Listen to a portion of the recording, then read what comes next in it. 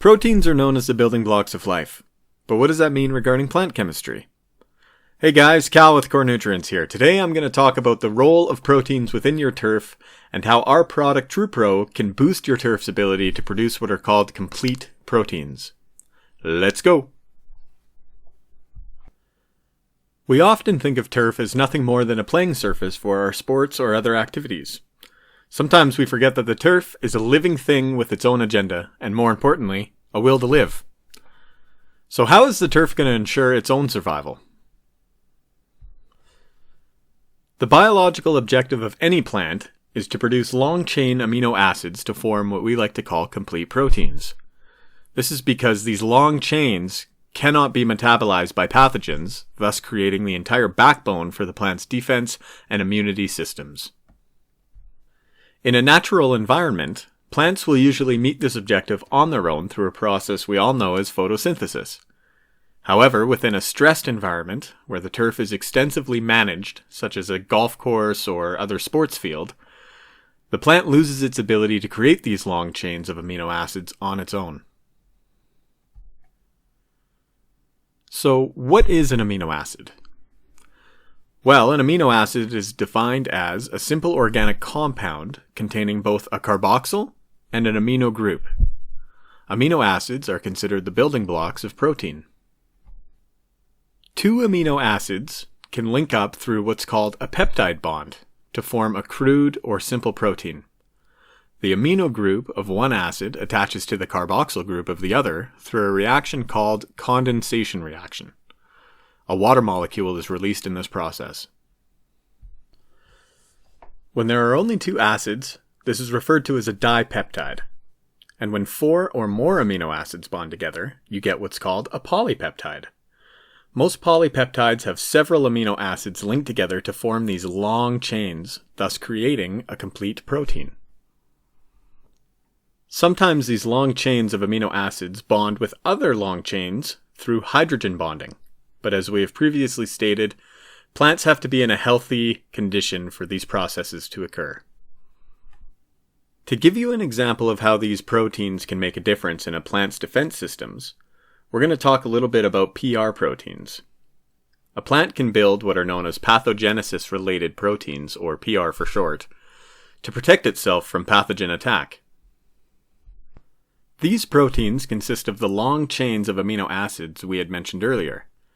This is a part of its own SAR system, or a systemic acquired resistance, which helps identify compromised parts of the plant and will send signals out to other parts to help build immunity in anticipation. But again, only a healthy plant can fully complete this function on its own. It's important to note that nothing happens without energy within the plant. Amino acids are nitrogen-bearing acids, and the focus should be on nitrogen energy transfer and how it is sometimes lacking. We're going to have a look at two specific areas where the lack of energy could have a direct influence on the overall health of the plant. Nitrogen is an important component of the chlorophyll molecule, which is represented by this diagram here.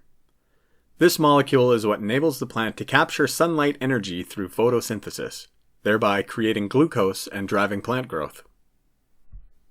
Nitrogen also plays a critical role within the plant to ensure energy is available when and where the plant needs it. And some of this energy also comes from iron, by the way. Now we're going to talk a little bit about the nitrogen conversion process within the plant, which takes place primarily in the chloroplast. Two of the most common nitrogen sources, ammonium and nitrate, come from the soil, which can be seen on most soil reports. Other types of nitrogen typically come from commercial fertilizer products and usually consist of synthetic compound nitrogen, which is an N14 isotope. NH4, NH3, and the synthetic N14 all must be converted a number of times before it can actually be utilized by the plant. First, all inbound sources must be converted to NH3, or ammonia. Then, that NH3 must be converted again into glutamine, which is an organic compound nitrogen.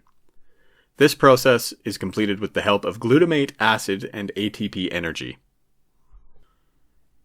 All of these conversions require energy. On the other hand, some commercial products, like Tru-Pro, are already organic nitrogen compounds, which have an N15 isotope, and do not have to be converted. Therefore, these types of products actually save the plant energy. In our case, we use collagen, which is derived from leather and whey. Collagen has very long chains of triple helix amino acids linked together through hydrogen bonds. So what happens when the plant is too stressed to create long-chain amino acids on its own? Well, it's going to continue to cycle through the photosynthetic process again and again, pulling in more unusable N14, which will build up in the leaf tissue, providing pathogens their food source. But enough about the problem, let's take a look at a solution.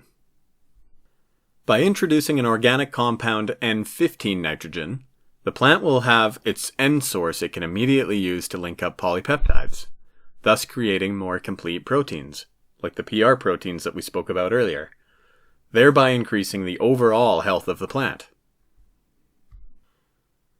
This will start to alleviate the stress in the plant by freeing up energy which can then be used to convert all the other sources of nitrogen.